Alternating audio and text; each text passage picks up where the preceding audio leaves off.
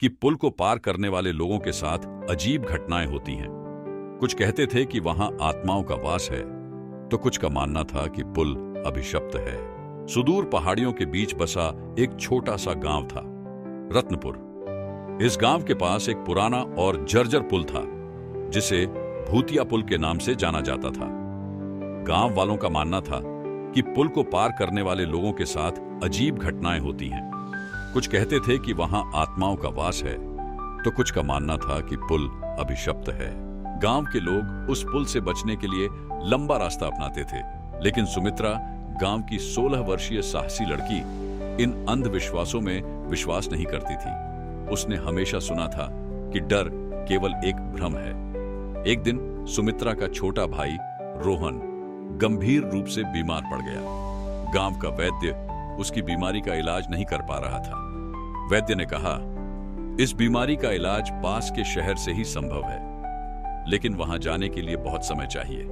भूतिया पुल से होकर जाओगी तो रास्ता आधा हो जाएगा, लेकिन वह खतरनाक है। सुमित्रा ने तय किया कि वह अपने भाई के जीवन के लिए हर खतरा उठाएगी। उसकी मां ने डरते हुए कहा, पुल मत पार करना बेटा, वहां जाने वाले कभी लौट कर नहीं आते। सुमित्रा ने जवाब दिया, मां, रोहन को बचाने के लिए मुझे यह करना होगा। मुझे अपनी हिम्मत पर भरोसा है। रात का समय था। सुमित्रा ने अपनी टॉर्च रखी और अकेले पुल की ओर चल दी। जैसे ही उसने पुल पर कदम रखा, हवा तेज हो गई और उसके कानों में अजीब आवाजें गूंजने लगी। वह आवाजें कभी किसी के रोने की तो कभी किसी के हंसने की तरह लग रही थीं। पुल बहुत पुराना था। लकड़ी की तख्तियां सड़ चुकी थीं। हर कदम पर ऐसा लगता था कि तख्तियां टूट जाएंगी। लेकिन सुमित्रा ने पुल के बीच में पहुंचते ही उसे अचानक महसूस हुआ कि कोई उसके पीछे चल रहा है। उसने मुड़कर देखा, लेकिन वहां कोई नहीं था।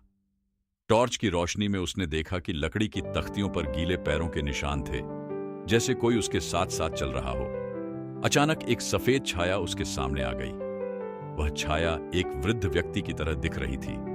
छाया ने कहा, यह पुल पार करना मना है। जो भी इसे पार करता है वह अपने जीवन से हाथ धो बैठता है। सुमित्रा ने साहस जुटाकर जवाब दिया, मुझे डराने की कोशिश मत करो। मैं अपने भाई को बचाने के लिए आई हूं। अगर मुझे अपनी जान देनी पड़े तो मैं तैयार हूं। वह छाया धीरे धीरे गायब हो गई और सुमित्रा ने अपने कदम आगे बढ़ाए। जैसे ही सुमित्रा पुल के दूसरे छोर पर पहुंची, उसे एक गुफा दिखाई दी। गुफा से रोशनी आ रही थी। उत्सुकतावश वह गुफा के अंदर गई। वहां उसे एक पुराने खजाने का बक्सा मिला। उस बक्से पर लिखा था, इस खजाने का पहरेदार पुल है।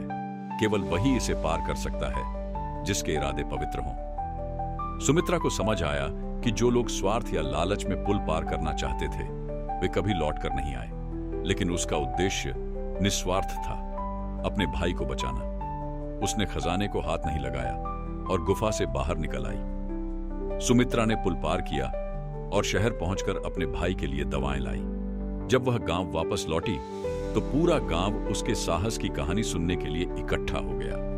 उसने गांव वालों को बताया, यह पुल केवल डर और अंधविश्वास का प्रतीक है। अगर आपके इरादे सच्चे हैं तो कोई भी डर आपको रोक नहीं सकता। गांव के लोगों ने उसके साहस से प्रेरणा ली और पुल के बारे में डरना बंद कर दिया।